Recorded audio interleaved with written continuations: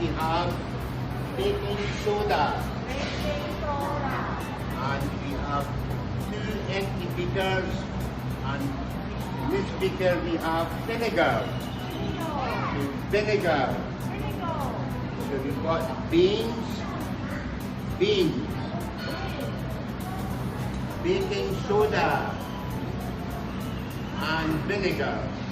Okay, so what we do, baking soda.